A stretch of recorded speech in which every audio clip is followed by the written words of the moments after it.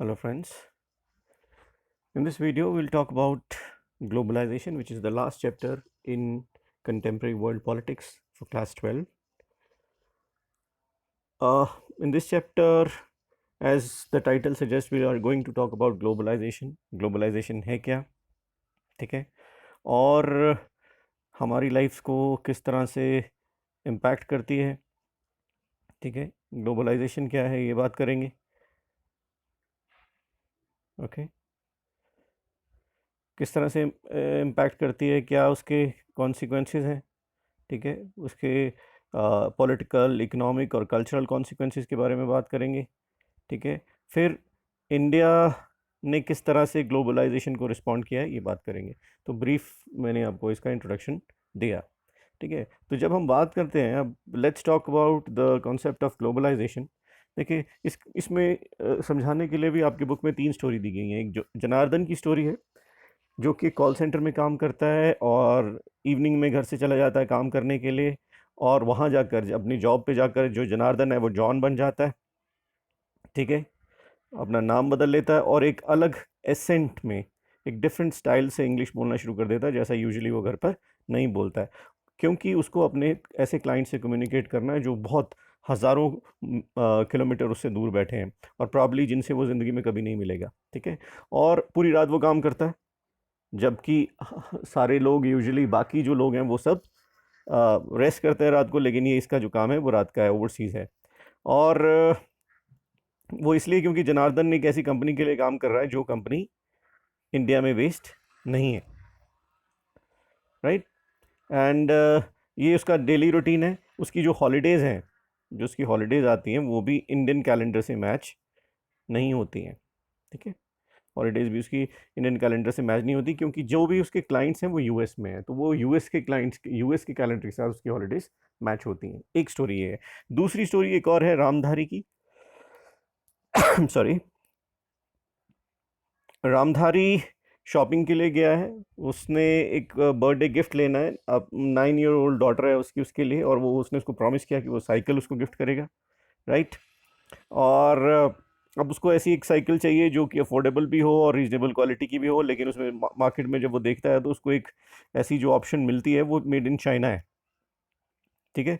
उसकी रिक्वायरमेंट्स को फुलफिल करती है वो, उसकी क्वालिटी और अफोर्डेबिलिटी को देखते हुए, and therefore Ramdhari decides to buy that cycle. And Ramdhari ने लास्ट ईयर भी अपने डॉटर के बर्थडे पे उसको बाबी डॉल गिफ्ट की थी, जो कि बनी तो वो यूएस में थी, लेकिन बेची गई इंडिया में, right. This is the second story. Then the third stories of Sarika, जो कि फर्स्ट जनरेशन लर्नर है अपनी फैमिली में, और स्कूल में बहुत अच्छी उसने पढ़ाई की है, अच्छे नंबरों में वो पास हुई है, अच्छे कॉलेज में उसको एडमिशन मिल गया है, और अभी she wants to go out and work, ठीक है, और अच्छा जॉब वो कोई लेना चाहती है। और लेकिन उसकी फैमिली में इस तरह का वेमेन के लिए पहले कभी भी ऐसी अपॉर्चुनिटीज़ नहीं थी, और वो बाहर, घर से बाहर जाकर काम नहीं कर सकती थी। हालांकि कुछ रिलेटिव जो हैं वो इस चीज़ को अपोज कर रहे हैं, लेकिन she decides to go out and explore the new opportunities which are available to her generation, ठीक है। तो ये 3 स्टोरीज हैं। अब ये तीनों स्टोरीज क्या है, basically these are all aspects of globalization, ठीक है। ये ग्लोबलाइजेशन के ही एस्पेक्ट हैं। कैसे?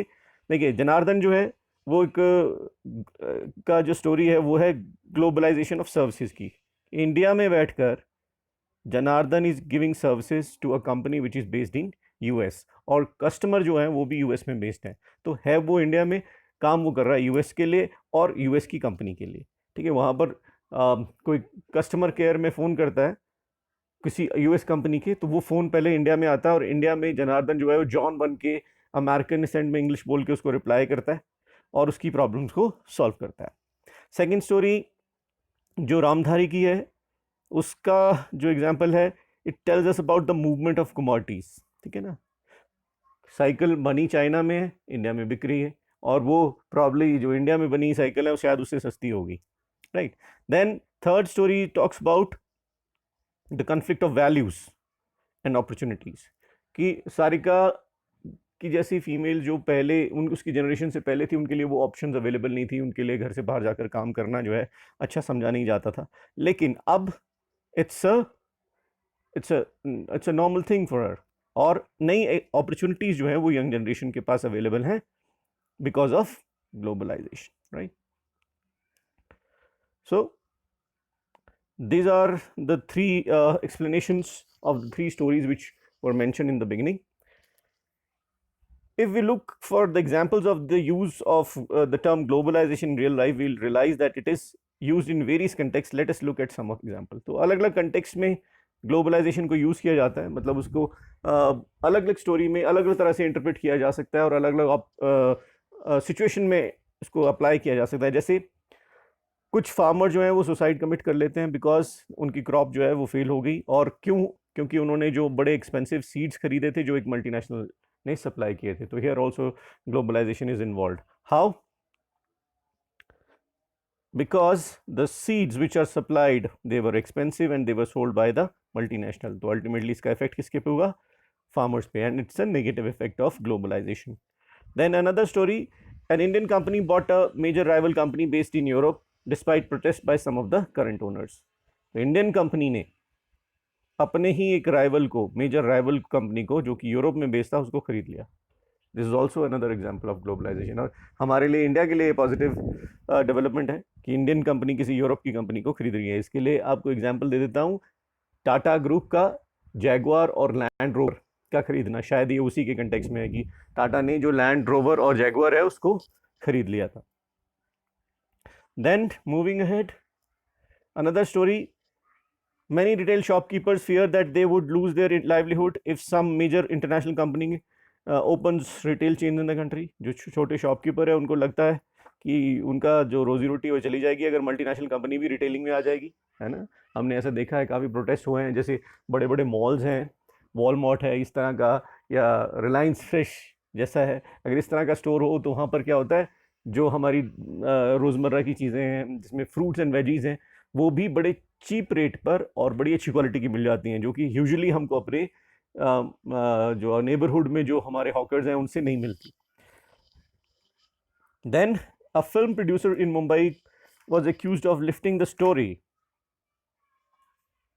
of his film from another film made in Hollywood. ठीक है, उसके ऊपर एलिगेशन लग रहा है कि उसने कोई कॉपी मारी है किसी स्टोरी की. तो बड़ा कॉमन फीचर है, बहुत सारी मूवीज़ आप देख चुके हो ऐसी बनती हैं बॉलीवुड में जिनको जो कि एक तरह से रीमेक ही होता है हॉलीवुड मूवीज़ का, लेकिन वो बोलता है इंस्पायर्ड है. This is another aspect of globalisation.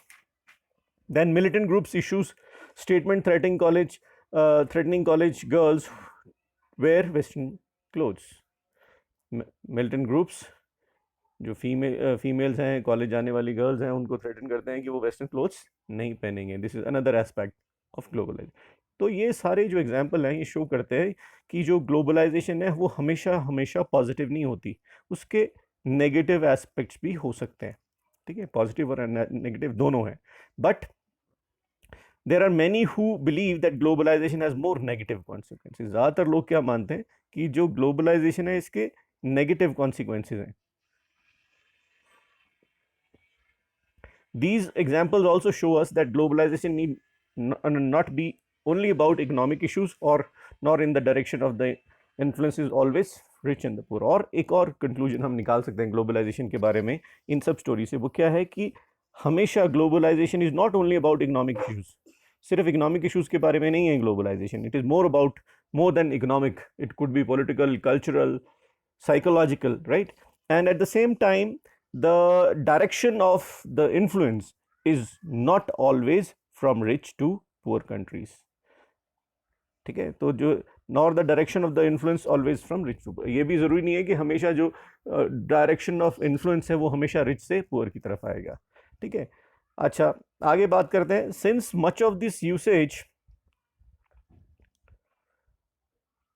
tend to imprecise tends to be imprecise, it becomes important to clarify what we mean by globalization. अब कुछ भी प्रिसाइज नहीं हो रहा है इसमें, तो इसलिए क्या ग्लोबलाइजेशन है क्लैरिफाई करना ज़रूरी है. तो ग्लोबलाइजेशन एज अ कॉन्सेप्ट जो है फंडामेंटली ये किस चीज़ से डील करता है? Deals with flows. जब भी चीज़ों का, लोगों का, आइडियोलॉजी का, कैपिटल का, सर्विसेज का फ्लो होगा from one part of the world to another, it may be termed as globalization, right. तो बड़ी आसान सी चीज़ है, एक चीज़ आपको याद रखनी है कि globalization is all about flows, ठीक है। जब भी चीज़ें मूव करेंगी, the crucial element is world wide interconnectedness, और इस फ्लो की वजह से पूरी दुनिया में जो बड़ी क्रूशियल चीज़ है वो है वर्ल्ड वाइड इंटरकनेक्टेडनेस। अब दुनिया भर में जो लोग हैं इन फ्लोज की वजह से इंटरकनेक्टेड हैं, इंटरडिपेंडेंट हैं। That is the result and the outcome of globalization. Globalization जैसे हमने बात की कि मल्टी डायमेंशनल कॉन्सेप्ट है और पॉलिटिकल, इकोनॉमिक, कल्चरल मैनिफेस्टेशंस हैं इसकी, and it is wrong to assume that globalization purely is economic dimension. हम गलत होंगे अगर हम ये कहें कि सिर्फ इकोनॉमिक डायमेंशन है ग्लोबलाइजेशन, जैसे कि it would, if we would be mistaken to assume that it is purely cultural phenomena. ना ही हम ये कह सकते हैं कि ये प्योरली कल्चरल फिनोमेना है। The impact of globalization is also, एक और बात, जो ग्लोबलाइजेशन का इम्पैक्ट है दैट इज वास्टली अनइवन। कुछ सोसाइटीज़ पे इसका इम्पैक्ट ज़्यादा है, कुछ सोसाइटीज़ पे इसका इम्पैक्ट कम है, and it is important to avoid drawing general conclusions about the impact of globalization. इसलिए हम कोई जनरल कंक्लूजन्स नहीं निकाल सकते about the impact of globalization, because it would vary from place to place and from societies to societies. अगर अब आगे बात करें अगले टॉपिक में कि कॉजेज ऑफ ग्लोबलाइजेशन, तो देखिए, globalization, what causes for globalization? Globalization is about flow, हमने बात कर ली थी, of ideas, capital, etcetera, and if there is anything novel about this phenomena, globalization in terms of these four flows along has taken place through much of human history। ऐसा नहीं है कि ये जो फ्लो है ये पहली बार हो रहा है दुनिया में या फिर ह्यूमन हिस्ट्री में, ये पहले भी बहुत बार ऐसा फ्लो हुआ है।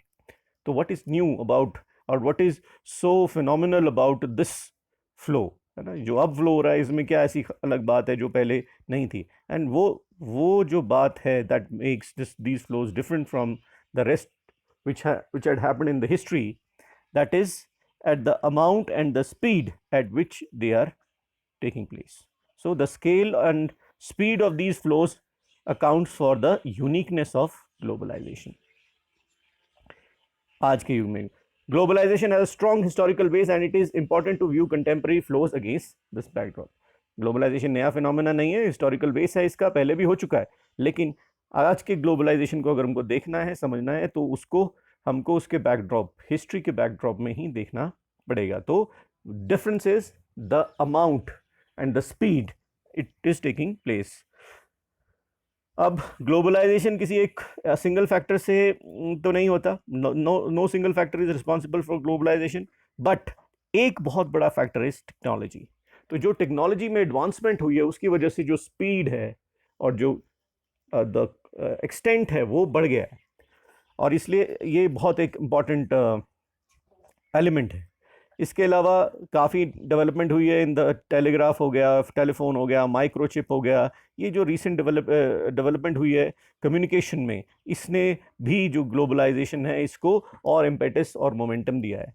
जिस तरह से प्रिंटिंग ने एक बार पूरा यूरोप में रेवोल्यूशन ला दी और नेशनलिज्म आ गया, उसी तरह से आज के ग्लोबलाइजेशन में सबसे इम्पॉर्टेंट रोल प्ले करती है technology. The technological development in communication, in transportation, you can say.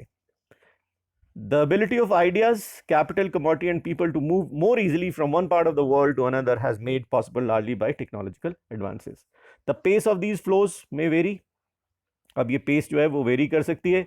For instance, movement of capital and commodity will most likely be quicker. चीज़ों को और कैपिटल को अगर एक जगह से दूसरी जगह ले जाना है तो काफ़ी तेज़ हो सकता है, लेकिन लोगों की मूवमेंट जो है वो कंपैरेटिवली स्लो है। Globalization however does not emerge merely because of availability of improved communication। What is important is for the people in different parts of the world to recognize their interconnectedness with the rest of the world।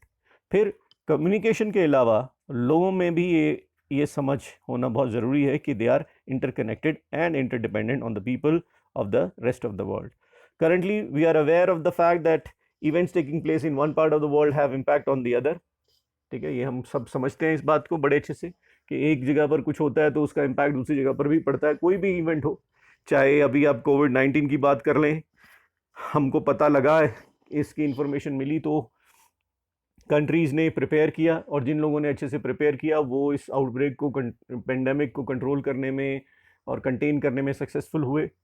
Similarly आप racial discrimination की बात करें, अगर US में हो रही हैं, वो जॉर्ज फ्लॉयड की डेथ के बाद, और अभी जो कम्युनल राइट्स हैं वो पूरी दुनिया में हो रहे हैं, ब्लैक्स एंड वाइट्स का जो एक कन्फ्लिक्ट है वो पूरी दुनिया में हो रहा है, और प्रोटेस्ट, अगर कन्फ्लिक्ट नहीं हो रहा तो एटलीस्ट प्रोटेस्ट तो पूरी दुनिया में हो रहा है। तो ये इसके एग्जांपल्स आप ले सकते हो। सो